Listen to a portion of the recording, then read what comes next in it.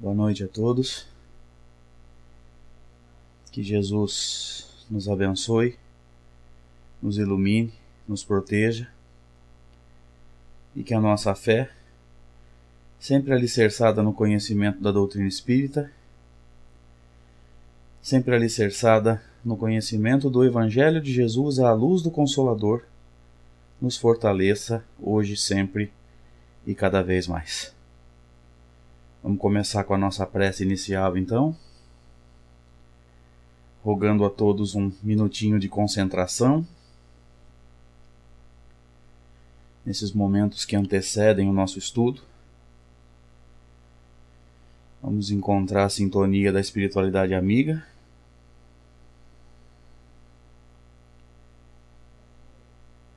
Respirando de forma profunda, pausada.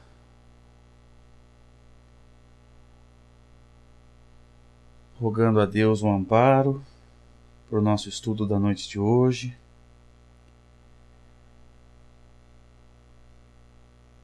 Rogando ao patrono dessa sala, Emmanuel, que nos envolva através da sua equipe, que nos abençoe, para que o estudo seja proveitoso, seja esclarecedor para todos nós, que seja uma noite agradável, de troca de conhecimentos, de troca de informações, e que nos seja possível o crescimento na doutrina espírita. Porque todo esse estudo e toda essa busca de conhecimento visa sempre o crescimento, visa sempre termos mais e mais conhecimentos para, quando solicitados nas ações práticas da caridade, sabermos o que fazer. Então, que mais uma vez a espiritualidade nos envolva, nos abençoe e que possamos sair desses minutos de estudo mais esclarecidos do que quando chegamos, mais fortalecidos na fé e mais preparados para as nossas tarefas e para tudo aquilo que a espiritualidade espera de nós. Porque nós aprendemos na doutrina espírita que Jesus não exige nada, mas espera tudo de nós. Nos dá o livre-arbítrio, nos dá o direito de agirmos da forma que acharmos melhor, mas nos ensina o melhor caminho, através do Evangelho.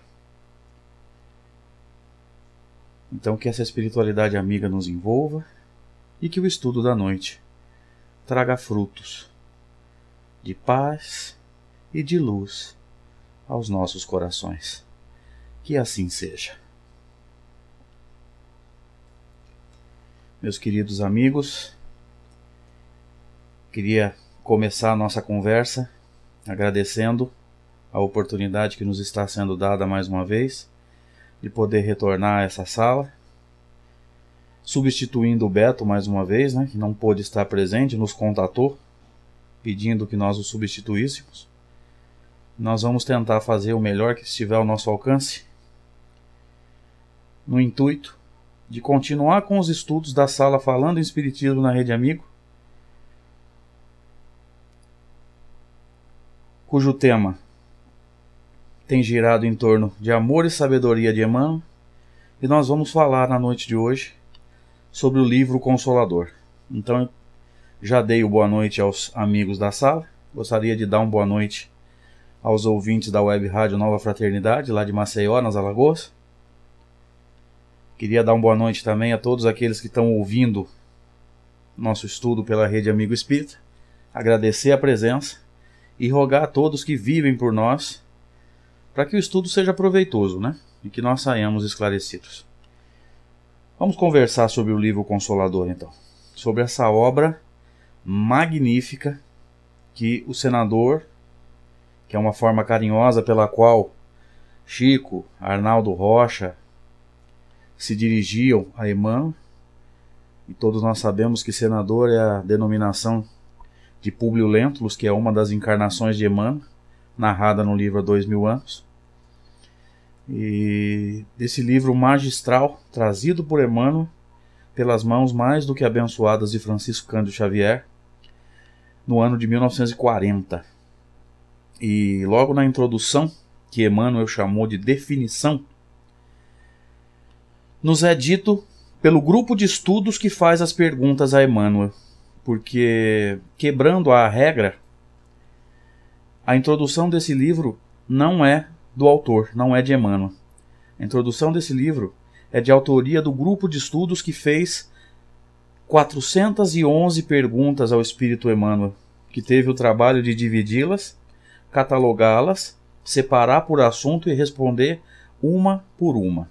Então, nessa introdução, que o autor Emmanuel chama de definição, o grupo de estudos nos diz o seguinte: na reunião de 31 de outubro de 1939, no grupo espírita Luiz Gonzaga de Pedro Leopoldo, um amigo do plano espiritual lembrou aos seus componentes a discussão de temas doutrinários por meio de perguntas nossas à entidade de Emmanuel, a fim de ampliar-se a esfera dos nossos conhecimentos. Então, um amigo do plano espiritual sugere a esse grupo de estudos que fizessem perguntas ao Espírito Emmanuel.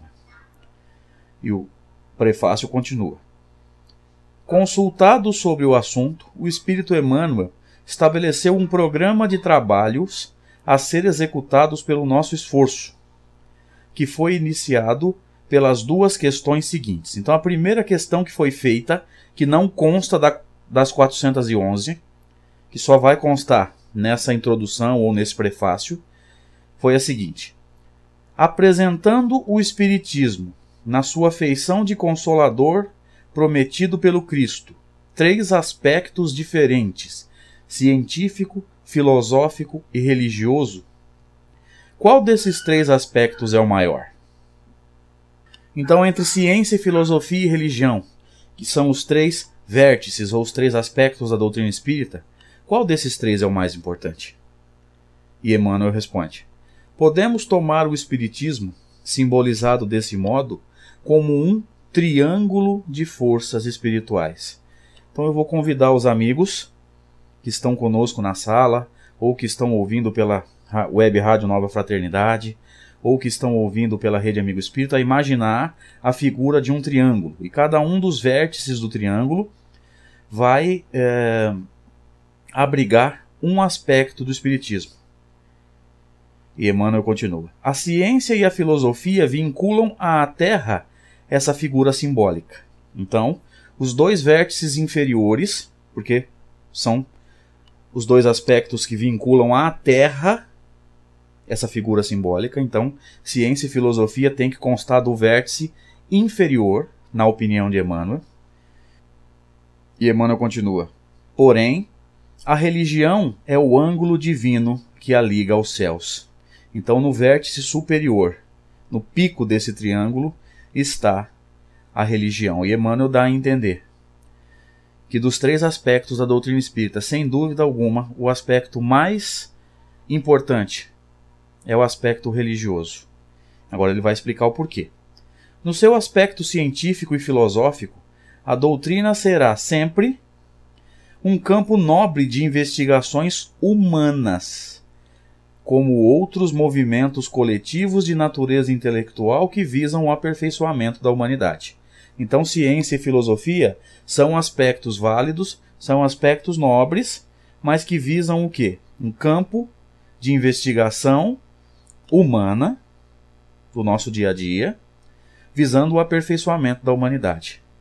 Emmanuel continua: no aspecto religioso, todavia, repousa a sua grandeza divina por constituir a restauração do Evangelho de Jesus Cristo, estabelecendo a renovação definitiva do homem para a grandeza do seu imenso futuro espiritual.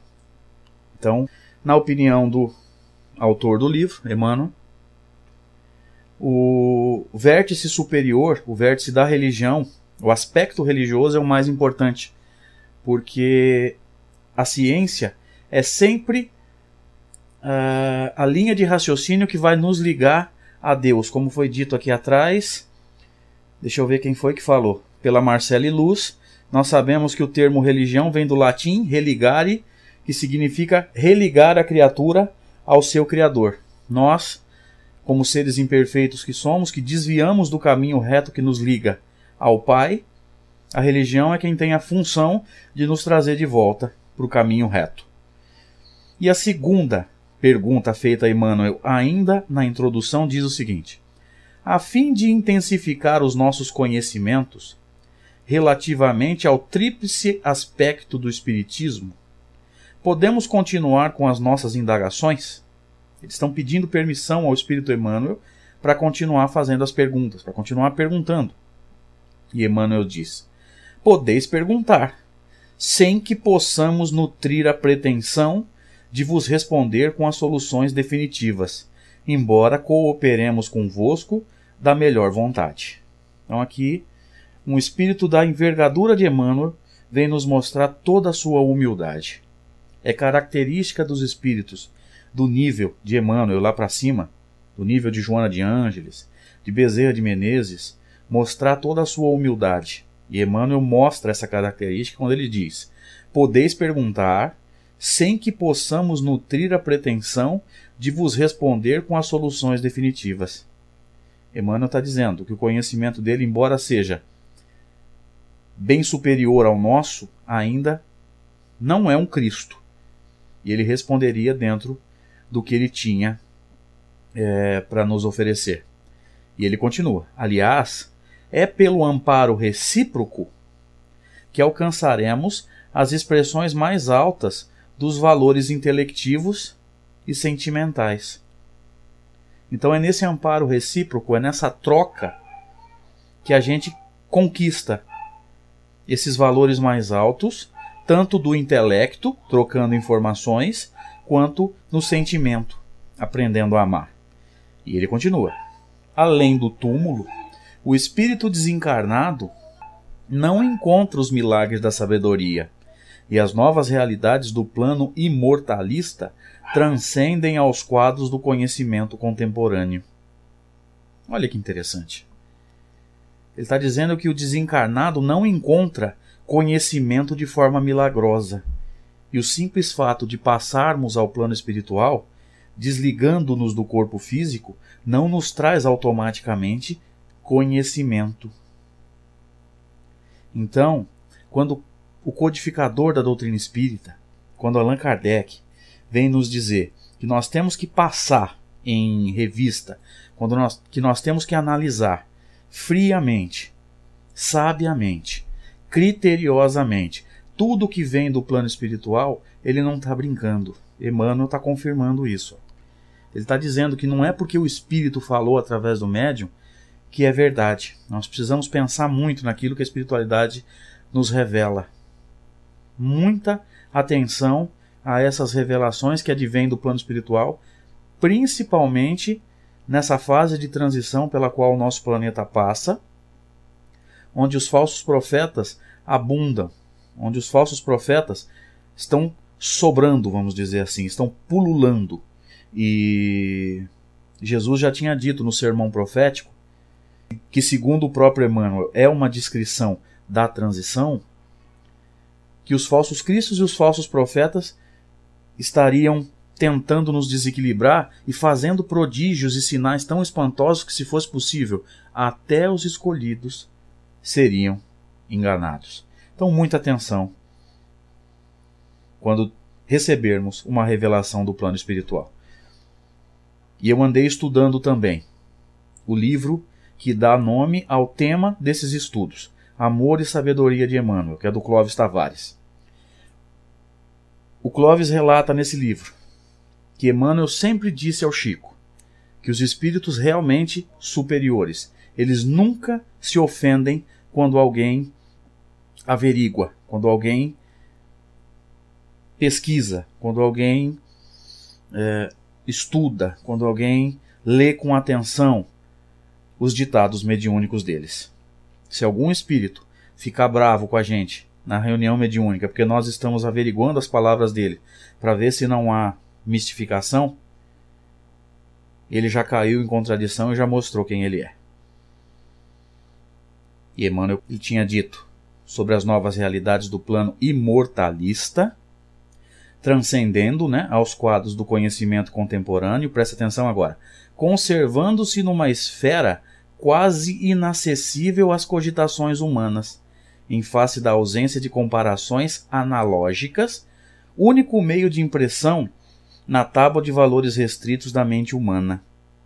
Então, essas novas realidades, essas realidades muito transcendentes, essas realidades muito acima do nosso conhecimento, a espiritualidade, quando vai tentar nos passar essas realidades, não encontra forma de explicar e não encontram também comparações ou analogias, que é a forma pela qual a espiritualidade tem tentado nos passar esses conhecimentos transcendentes.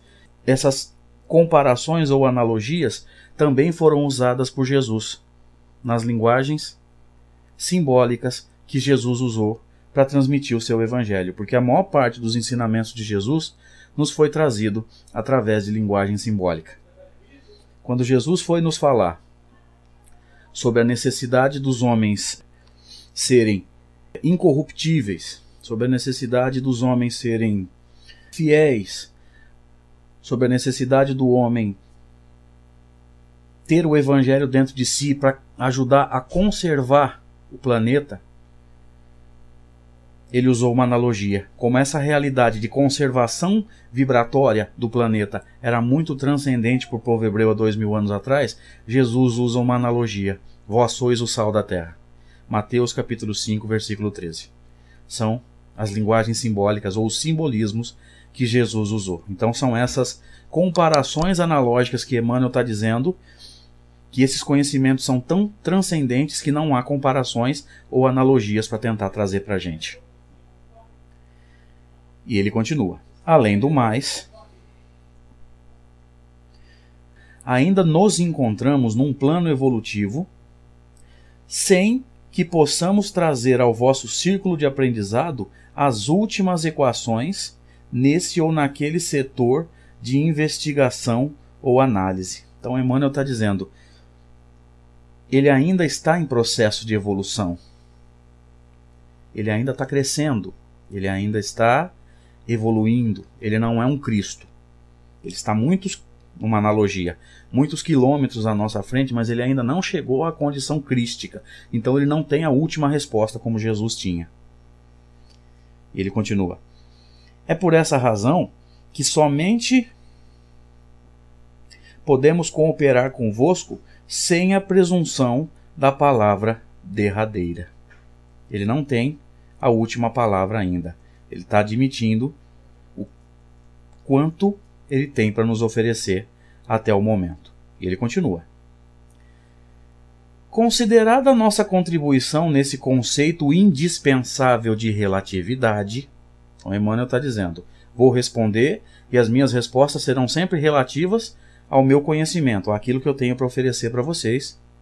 Buscaremos concorrer com a nossa modesta parcela de experiência, sem nos determos ao exame técnico das questões científicas ou no objeto das polêmicas da filosofia e das religiões, sobejamente movimentados nos bastidores da opinião, para considerarmos tão somente a luz espiritual que se irradia de todas as coisas e o ascendente místico de todas as atividades do espírito humano, dentro de sua abençoada escola terrestre, sob a proteção misericordiosa de Jesus.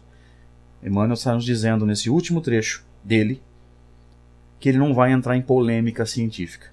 Ele só ia nos dar esse ascendente espiritual, falando sempre de aspectos científicos e filosóficos quando abordando esses dois temas, mas dando a entender o ascendente espiritual desses assuntos. E o grupo de estudos nos diz na continuação da introdução. As questões apresentadas foram as mais diversas e numerosas. Todos os componentes do grupo, bem como outros amigos espiritistas de diferentes pontos, olha que interessante, As perguntas não ficaram restritas só ao grupo de estudos do Centro Espírita Luiz Gonzaga. Cooperaram no acervo das perguntas, ora manifestando as suas necessidades de esclarecimento íntimo no estudo do Evangelho, ora interessados em assuntos novos que as respostas de Emmanuel suscitavam. Interessante. Conforme as respostas iam surgindo, novas perguntas e novas dúvidas iam sendo levantadas. Muito interessante isso. Isso é característica de um grupo de estudos que estava analisando fria e profundamente as respostas que recebia de Emmanuel, porque só quando a gente analisa de forma bem segura e bem madura é que a gente, lendo uma resposta, vê nascer em nós mesmos uma nova dúvida. O grupo de estudos continua. Em seguida, o autor espiritual selecionou as questões, deu-lhes uma ordem, catalogou-as em cada assunto particularizado e eis aí o novo livro.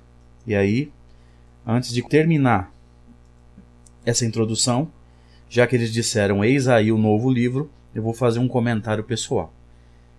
Não sei se todos os membros da sala ou os amigos que estão ouvindo na Rede Amigo Espírita ou os amigos que estão nos ouvindo pela web Rádio Nova Fraternidade tiveram a oportunidade de ler ou de estudar o livro Consolador. Mas já que eles disseram, e eis aí o novo livro, vou fazer um elogio. E que livro! Que obra magnífica, gente! Quem não teve a oportunidade de ler, leia. E quem teve a oportunidade de ler, releia e estude profundamente, porque as respostas são magníficas e há revelações profundas nesse livro, tá? Eu vou ler agora o último trecho, para depois a gente entrar na leitura e comentário de algumas perguntas que nos foram possíveis separar para a gente discutir no nosso estudo. Que as palavras sábias e consoladoras de Emmanuel proporcionem a todos os companheiros de doutrina o mesmo bem espiritual que nos fizeram. São os votos dos modestos trabalhadores do Grupo Espírita Luiz Gonzaga, de Pedro Leopoldo, Minas Gerais. E aí eles puseram a data, Pedro Leopoldo, 8 de março de 1940. No ano de 1940, esse livro veio a lume. Nós separamos, então, algumas questões para que a gente possa conversar sobre elas, começando, porque o Emmanuel começa as perguntas pelo vértice ou pelo aspecto científico da doutrina. Nós vamos começar pela pergunta número 1. A primeira pergunta do livro diz o seguinte: tem o Espiritismo absoluta necessidade da ciência terrestre? Será que o Espiritismo está na dependência da ciência? E é interessante a gente notar um termo que a pergunta cita.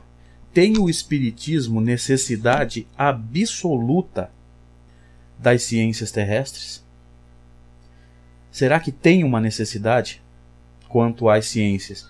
E será que essa necessidade ela é absoluta? E Emmanuel responde: essa necessidade de modo algum pode ser absoluta. O concurso científico é sempre útil quando oriundo da consciência esclarecida e da sinceridade do coração. Então, existe uma necessidade, sim, porque a ciência vem confirmando muitos dados que os livros espíritas nos trouxeram há 50, 60 anos atrás. Então é muito útil que a ciência confirme informações que a espiritualidade já nos trouxe. Mas eu queria chamar a atenção dos amigos para o começo da resposta. Essa necessidade, de modo algum, pode ser absoluta. Absoluta quer dizer total e irrestrita. A doutrina espírita não depende de ciência nenhuma. E Emmanuel vai nos explicar o porquê agora. Importa, todavia, considerar que a ciência do mundo, se não deseja continuar no papel de comparsa da tirania e da destruição tem absoluta necessidade do Espiritismo. Então, se o Espiritismo não depende de forma absoluta da ciência, a ciência está precisando e muito do Espiritismo. Porque ciência sem amor no coração está se tornando arma na mão de pessoas mal intencionadas. E o cientista, muitas vezes, com tamanha inteligência, com tamanho senso de intelectualismo, tem usado os seus conhecimentos para o mal. É isso que o Emmanuel está dizendo. Olha como é que ele encerra a resposta. Cuja finalidade divina do Espiritismo é a iluminação dos sentimentos na sagrada melhoria das características morais do homem. E é o que está acontecendo, porque a doutrina espírita nos vem convidando para essa iluminação íntima. E sem essa iluminação, muitas vezes nós temos encontrado pessoas que têm usado os seus conhecimentos para o mal. Então é interessante a gente notar o trechinho do começo da resposta, quando Emmanuel diz: todavia, importa considerar que a ciência do mundo, se não deseja continuar no papel de comparsa da tirania e da destruição, tem absoluta necessidade do Espiritismo. Então, Emmanuel está nos deixando claro que o Espiritismo não precisa da ciência de forma absoluta, mas a ciência está precisando do Espiritismo. Por caracterizar a doutrina espírita, o Consolador que Jesus promete para nós, lá nas notas do evangelista João, no capítulo 14, entre os versículos 15 e 17. Nesse renascer do cristianismo primitivo, iluminando os nossos sentimentos. E sem esses sentimentos, nós temos usado os nossos conhecimentos de forma errada e para prejudicar pessoas. Vamos citar agora a questão 27 do livro Consolador. Pergunta-se a Emmanuel: como devemos compreender a natureza? O que é a natureza? E Emmanuel dá uma resposta belíssima. A natureza é sempre o livro divino, onde as mãos de Deus escrevem a história de sua sabedoria, livro da vida que constitui a escola de progresso espiritual do homem, evoluindo constantemente com o esforço e a dedicação dos seus discípulos. Então é interessante a gente notar que Emmanuel está classificando a natureza como o livro divino. É o livro da sabedoria de Deus, ensinando para a gente de que forma Deus age, quais são ou quais foram os nossos estágios evolutivos e mostrando para a gente por onde nós passamos, de onde nós viemos e o quanto nós deveríamos aprender com as lições desses seres que são, em tese, mais atrasados espiritualmente do que a gente, mas que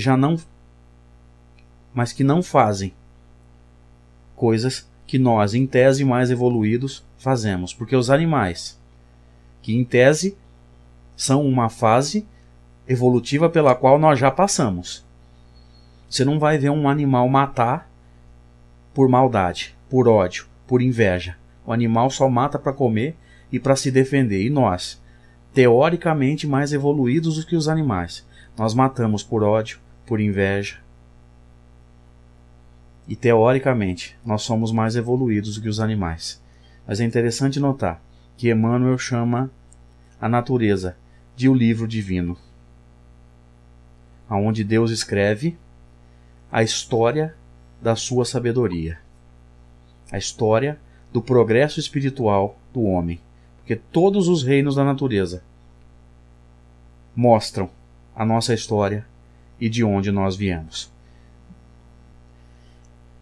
Continuando, então, nós escolhemos também a questão 35 do livro Consolador, quando Emmanuel é perguntado assim: a genética está submetida a leis puramente materiais?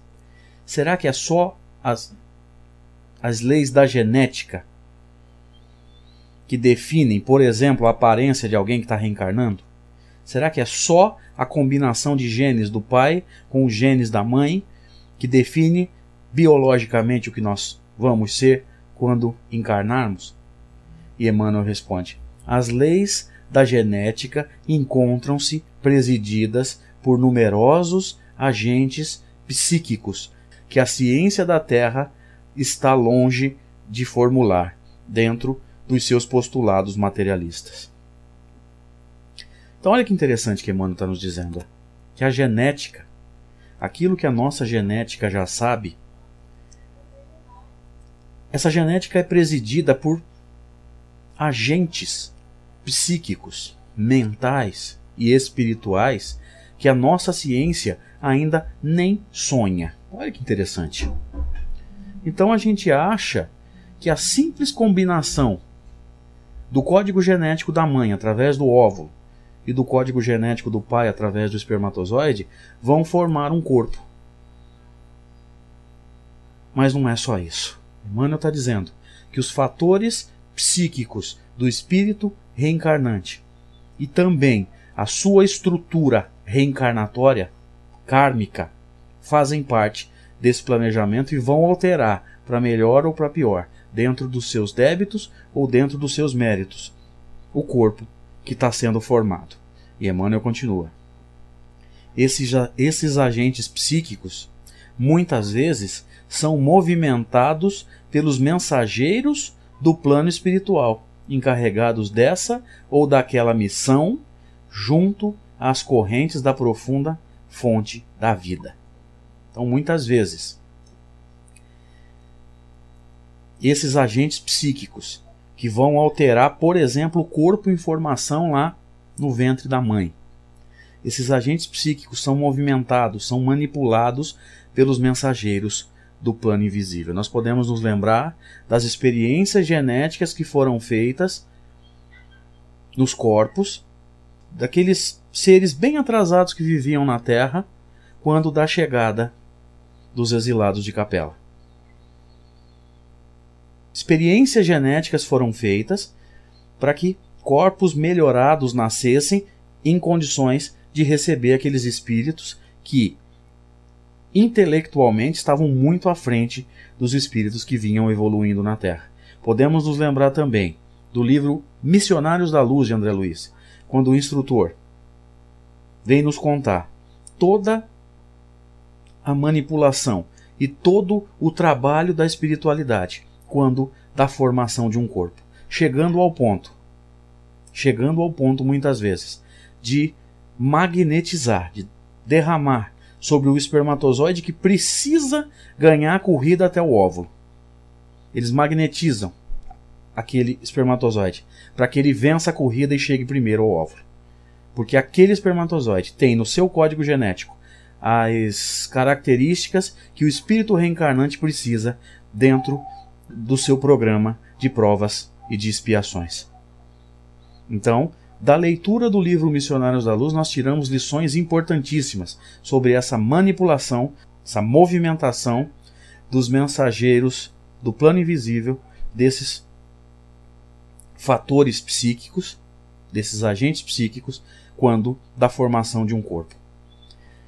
E para encerrar a resposta: eis porque aos geneticistas comumente se deparam incógnitas inesperadas que deslocam o centro de suas anteriores ilações.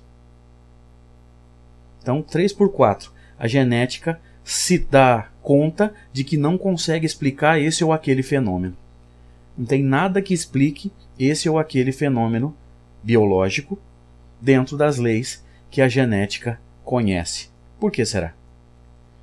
E Emmanuel está nos dizendo que é por causa desses fatores psíquicos, dentro desses agentes psíquicos, que, na verdade, eles presidem, eles estão acima dos fatores genéticos.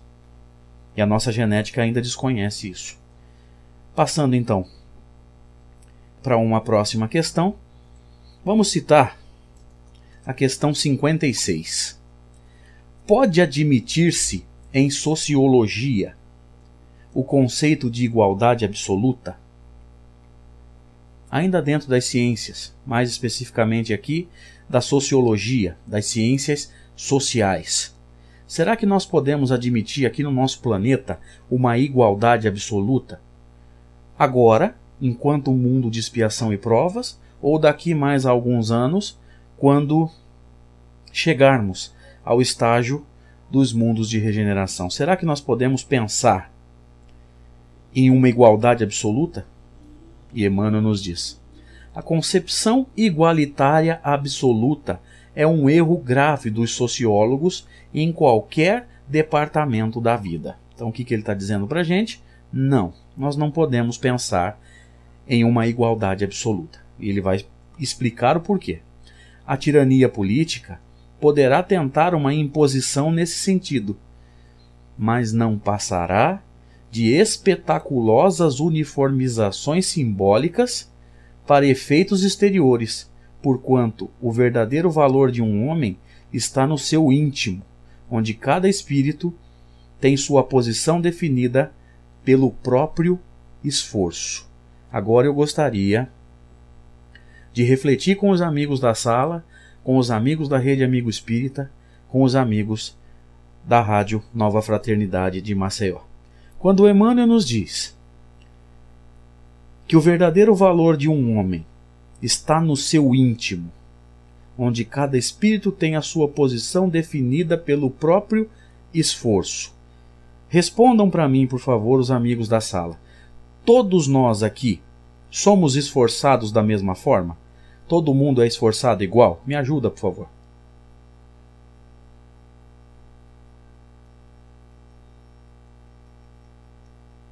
Não. Jean-Ri diz que não.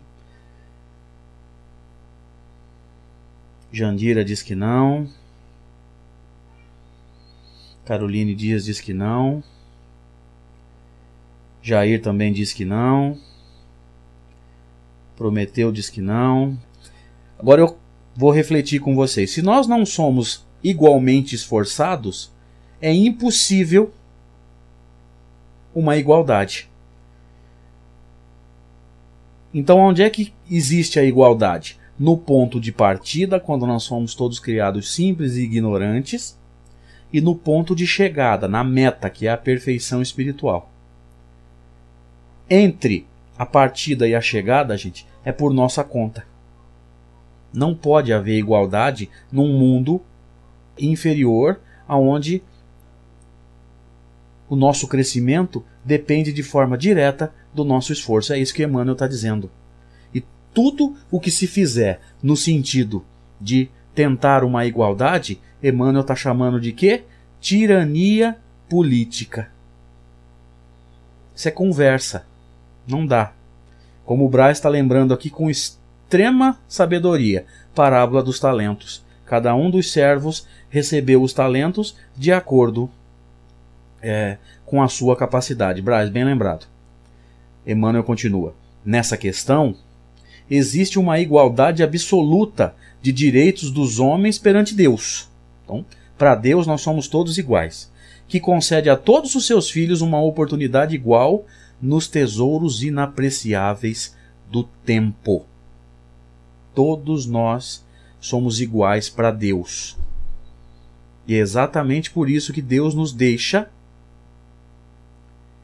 colher exatamente o que nós plantamos, até para que a gente possa aprender com os erros. E Emmanuel continua. Esses direitos são os da conquista, da sabedoria e do amor, através da vida, pelo cumprimento do sagrado dever do trabalho e do esforço individual. Então, qual é o direito que nós temos? De colher o que nós plantamos. Mas se nós temos o direito de colher, nós temos também a obrigação de plantar. E aí acontece uma pequena confusão, vamos dizer assim, porque na nossa imaturidade espiritual, nós temos o hábito de achar que nós temos muitos direitos e nenhum dever. Então nós temos o direito de colher, mas a obrigação de plantar. Eis porque cada criatura terá o seu mapa de mérito nas sendas evolutivas, constituindo essa situação nas lutas planetárias uma grandiosa progressiva em matéria de raciocínios e sentimentos, em que se elevará naturalmente todo aquele, presta atenção agora, que mobilizar as possibilidades concedidas à sua existência para o trabalho edificante da iluminação de si mesmo nas sagradas expressões do esforço individual. Quem é que está crescendo, então, espiritualmente? Aquele que está aproveitando as oportunidades que recebeu de Deus. Aqueles de nós, vamos dizer assim, que estivermos aproveitando a oportunidade de plantar, a oportunidade do plantio que Deus está nos dando.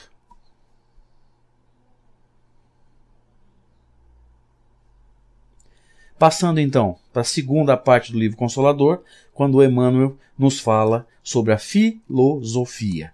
Nós vamos citar e comentar a questão 116. O homem físico, o homem encarnado, está sempre ligado ao seu pretérito espiritual, ao seu passado espiritual? E Emmanuel responde: como a maioria das criaturas humanas se encontra em lutas expiatórias, podemos figurar o homem terrestre como alguém a lutar para desfazer-se do seu próprio cadáver, que é o passado culposo, de modo a ascender para a vida e para a luz que reside em Deus. Os amigos que estão nos ouvindo devem ter percebido que o Emmanuel usou aqui uma analogia interessantíssima. Ele está comparando os nossos erros do passado, as nossas culpas pretéritas que estão lá guardadas no nosso corpo espiritual, no perispírito, com um cadáver, do qual a gente precisa se libertar. Porque se ele é um cadáver, ele não tem mais utilidade nenhuma. E aqui, quando o Emmanuel cita o cadáver, ele parece estar nos jogando para o sermão profético, lá em Mateus capítulo 24, quando Jesus fala assim: e onde estiver o cadáver, ali ajuntar-se-ão ou reunir-se-ão os abutres.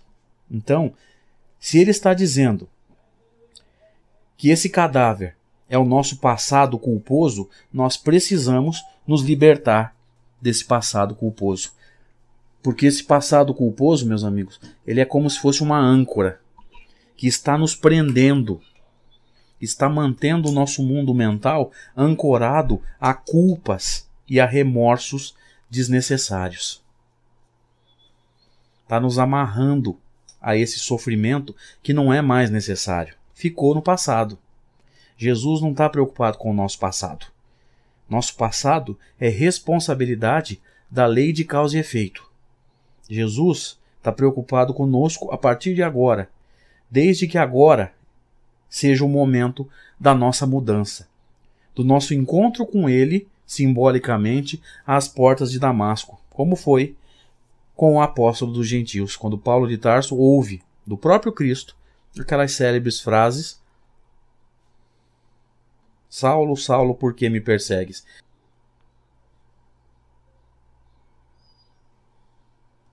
Então é necessário que cada um de nós se desvincule desse passado culposo, porque Jesus não está preocupado com o nosso passado. Jesus está preocupado com o nosso presente e o nosso futuro. Se esse momento que nós estamos vivendo agora for um momento de mudança. Passando então para uma próxima pergunta. Questão 182. O remorso é uma punição? E eu achei muito interessante essa pergunta e essa resposta, gente, porque antes de ler o livro Consolador, se alguém me perguntasse o que é o remorso, sinceramente eu não saberia responder. E a resposta dada por Emmanuel foi muito inteligente e extremamente esclarecedora. O que é o remorso? Será que remorso é uma punição? Sentir remorso significa estar sendo punido? E Emmanuel responde: o remorso é a força que prepara o arrependimento. Olha que interessante. Vamos analisar da forma mais profunda que nós conseguirmos, tá? O remorso é a força que prepara o arrependimento. Então, Emmanuel está nos dizendo, o remorso é a força que prepara o arrependimento. Então, depois daquele desconforto emocional, psíquico, do remorso, invariavelmente nós vamos sentir o arrependimento. Esclarecendo-nos sobre o arrependimento, eu recomendo que os amigos leiam as questões 990, 991 e 992 de O Livro dos Espíritos, quando Kardec questiona a espiritualidade maior a respeito do arrependimento. E as perguntas foram extremamente lúcidas e as respostas foram sublimes. Então a Chanri colocou para a gente aí na área de texto questões 990, 991 e 992 de O Livro dos Espíritos, quando Kardec vai questionar o Espírito de Verdade sobre o arrependimento. Então o remorso é a força que prepara o arrependimento. Mas presta atenção agora. Como o arrependimento, é a energia que precede o esforço reparador ou regenerador. Então, depois do remorso e depois do arrependimento, geralmente existem dois caminhos, meus amigos. Depois que eu sentir o remorso e depois que eu me arrepender, eu tenho dois caminhos. Emmanuel está recomendando para a gente o esforço regenerador ou reparador. Um esforço no sentido de conhecer a mim mesmo, de reparar as minhas faltas. Mas há um outro caminho que eu não recomendo para ninguém. Chama-se culpa. Se ao invés de enveredar pelo caminho do esforço reparador, eu enveredar pelo caminho da culpa, eu vou ter problemas. Então, ao invés da culpa, vamos sempre pelo esforço reparador. E Emmanuel continua. Choque espiritual nas suas características mais profundas, o remorso é o interstício, quer dizer, um intermediário para a luz, através do qual recebe o homem cooperação indireta dos seus amigos do invisível, a fim de retificar os seus desvios e renovar seus valores morais na jornada para Deus. Então Emmanuel está nos dizendo que toda vez em que nós sentimos o remorso, aquele desconforto do remorso, se nós estivermos prestando um mínimo de atenção, nós vamos perceber que nós estamos muito amparados pela espiritualidade, justamente para que depois do remorso, vindo o arrependimento, não venha a culpa e venha o esforço reparador. Por isso que Emmanuel diz, choque espiritual nas suas características mais profundas, porque é um estado de choque para o espírito, descobrir que errou e sentir aquele desconforto do remorso. O remorso é o interstício, quer dizer, o intermediário para a luz, através do qual recebe o homem a cooperação indireta dos seus amigos do invisível. Então nós podemos estar recebendo ajuda dos amigos espirituais quando o remorso estiver, vamos dizer assim, simbolicamente, brincando, puxando a nossa orelha. E passando então para a terceira parte do livro Consolador e citando, comentando com os amigos algumas questões sobre religião. Na questão 262,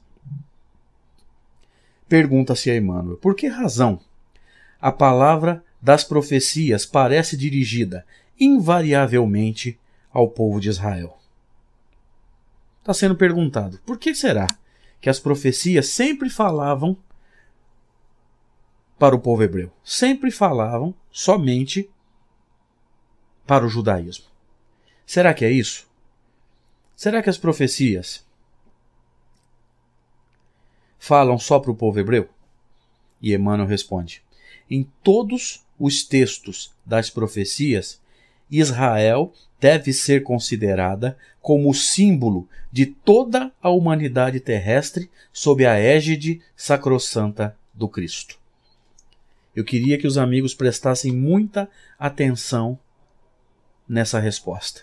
Emmanuel está nos dizendo que aquilo que foi dito através dos profetas, através de Jesus, ao povo de Israel, ao povo hebreu, ao judaísmo, pode chamar como você quiser, na verdade estava sendo dito para toda a humanidade terrestre. E isso nós já tínhamos percebido quando da leitura de um livro magnífico chamado Paulo e Estevão, também de autoria de Emmanuel. Quando Estevão vai fazer o seu discurso no Sinédrio, quando ele recebe a palavra e o direito de se defender frente aos juízes do Sinédrio, Estevão diz aos juízes: um dia compreendereis que para Deus Israel é a humanidade inteira. Então Emmanuel já tinha nos dito no livro Paulo e Estevão que o que foi dito para Israel, na verdade estava sendo dito para o planeta todo. É a gente que não percebe. Israel, ou o povo hebreu, é um símbolo. E aquilo que foi dito para eles serve ao planeta inteiro. Questão 301 do livro O Consolador.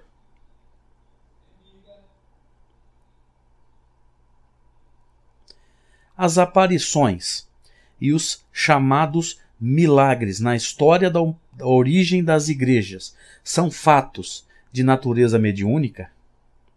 Será que esses milagres, esses fatos chamados de milagres, são todos eles fatos de origem mediúnica? E Emmanuel responde: todos esses acontecimentos, classificados no domínio do sobrenatural, foram fenômenos psíquicos sobre os quais se edificaram as igrejas conhecidas. Fatos esses que o Espiritismo veio a catalogar e esclarecer na sua divina missão de Consolador. Olha que interessante.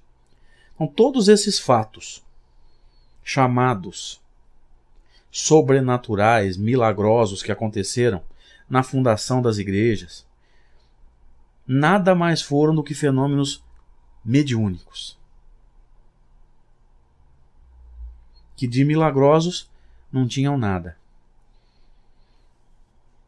Eles são apenas regulamentados, regidos por leis que a humanidade desconhecia. E nós estamos conhecendo agora, porque falta muito para nós entendermos esses fenômenos ainda. Nós estamos muito longe de entender esses fenômenos ainda.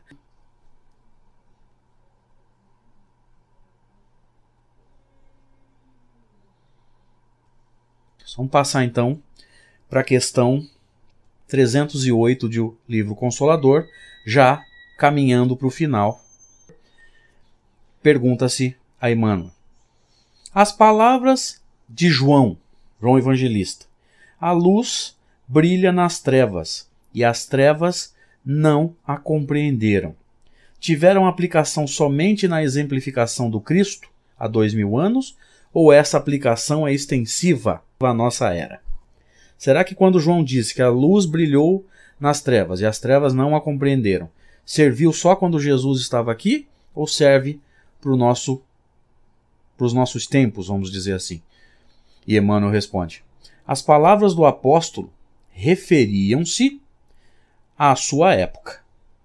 Todavia, o simbolismo evangélico do seu enunciado estende-se aos tempos modernos, nos quais a lição do Senhor permanece incompreendida para a maioria dos corações que persistem em não ver a luz, fugindo à verdade. Então, serviu para aquela época em que as pessoas tiveram Jesus próximo a elas e não o entenderam. Mas serve para nós hoje também, que temos Jesus como sendo a segunda revelação da lei de Deus, está no primeiro capítulo do Evangelho segundo o Espiritismo. E pior, nós temos hoje, através da doutrina espírita, já a terceira fase ou terceira revelação da lei de Deus. E mesmo assim, meus amigos, nós continuamos virando as costas para essa luz. Então, Emmanuel está nos dizendo que a colocação de João foi relativa àquela época, mas ainda serve para nós nos dias de hoje. Passando para a questão 320. Que ensinamentos nos oferece a negação de Pedro? Quando Pedro nega Jesus por 3 vezes, e isso já tinha sido profetizado por Jesus, quando Jesus diz a Pedro que ele o negaria 3 vezes antes que o galo cantasse. Essa negação de Pedro, de Simão Pedro, nos oferece que lições ou que ensinamentos? E Emmanuel responde: a negação de Pedro serve para significar a fragilidade das almas humanas, perdidas na invigilância e na despreocupação da realidade espiritual. Gente, é uma lição para a gente isso aqui. A negação de Pedro é, na verdade, um símbolo que serve para todos nós, porque eu costumo dizer o seguinte: nós criticamos Simão Pedro por ter negado Jesus 3 vezes em poucas horas. Poucas horas depois da profecia, ou num espaço de tempo curtíssimo, de poucos minutos. Quando Jesus nos diz, na última parábola do sermão profético, assim: toda vez que fizestes isso a um desses mais pequeninos, foi a mim que fizestes. E toda vez que deixastes de fazer isto a um desses mais pequenininhos, foi a mim que deixastes de fazer. Eu me atreveria a dizer que a maioria de nós aqui nega Jesus mais do que 3 vezes, num espaço de tempo menor do que o que Simão Pedro precisou para negá-lo. E se eu estiver errado, por favor, podem opinar. Todas as vezes que nós nos negamos a ajudar alguém, nós estamos nos negando a ajudar Jesus, segundo a última parábola do capítulo 25 de Mateus, lá no sermão profético. Então, eu me atreveria a dizer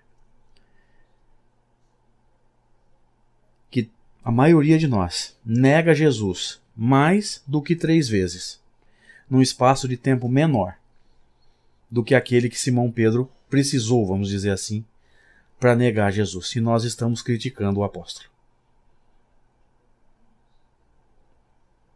Então, a negação de Pedro é uma lição, é um símbolo para que nós estejamos mais vigilantes, meus amigos. Nós precisamos estar mais vigilantes, porque nós também estamos negando Jesus. E para encerrar, Emmanuel, lá no final do livro Consolador, responde inúmeras questões sobre mediunidade. É uma aula sobre mediunidade. Nós vamos citar uma delas, questão 387. Mas tem várias. Eu sugiro que vocês leiam, claro, o livro todo. Mas quem tiver interessado em conhecer um pouquinho mais profundamente sobre essa faculdade, pela ótica de Emmanuel, dá uma olhada nessas últimas questões do livro Consolador. Na questão 387, pergunta-se a Emmanuel: qual a maior necessidade do médium? Quer dizer, uma pergunta sintética. Uma pergunta pequena, cuja resposta pode se desdobrar em inúmeras vertentes. E nessa resposta, nós vamos perceber toda a capacidade de síntese de Emmanuel. Porque ele consegue responder em poucas palavras aquilo que nós levaríamos páginas para dizer.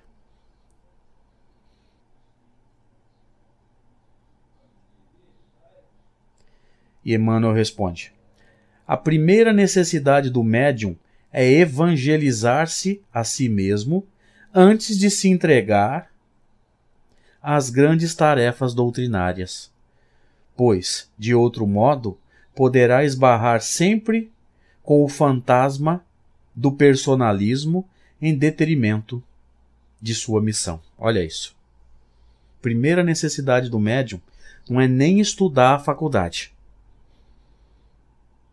Primeira necessidade do médium é de evangelizar-se a si mesmo. É Emmanuel que está nos dizendo. Então, antes de buscar estudos doutrinários, estudos mediúnicos, muito necessário que a gente busque os estudos do Evangelho. Porque trazendo paz para o nosso coração, todo o restante vai transcorrer de forma mais segura e mais natural. Primeira necessidade do médium é conhecer o Evangelho. E é por isso que a missão de Emmanuel foi nos trazer esses estudos profundos de Evangelho. E ele exigia isso do médium que o servia, nosso saudoso Francisco Cândido Xavier. Gente, alguma dúvida? A minha parte se encerra por aqui. Se houver alguma dúvida, eu espero ser útil ainda. Se não, eu coloco um ponto final na nossa conversa da noite de hoje. Então, gente, obrigado pela oportunidade, obrigado pelo carinho, pelas vibrações. Tenhamos todos uma boa noite e que Deus abençoe a todos.